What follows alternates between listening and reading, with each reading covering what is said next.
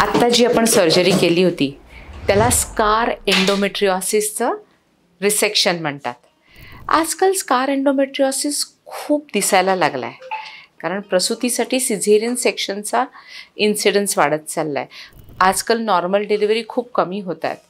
तर जेव्हा आपण सिझेरियन सेक्शन करत असतो तेव्हा आपण गर्भाशयाला कट देतो, आपण बाळ बाहेर काढतो आणि आतमधलं एंडोमेट्रियम छान पुसून घेतो की त्यात काही मेम्ब्रेन्स नाही राहायला पाहिजेत, त्याच्यात वारेचे तुकडे काही राहिले नाही पाहिजेत.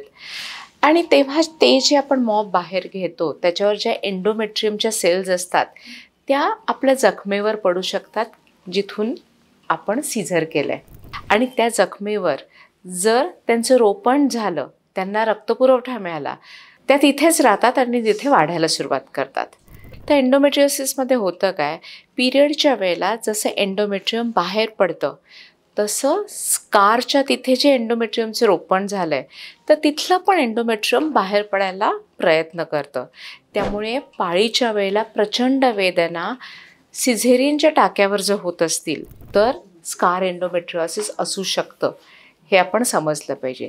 फक्त सिझर झालं की स्कार एंडोमेट्रिओसिस होतं असं नाही. लॅप्रोस्कोपी आपण एंडोमेट्रिओसिससाठी केली तरीसुद्धा त्याच्या स्कारमध्ये एंडोमेट्रियोटिक टिश्यू बसू शकतो.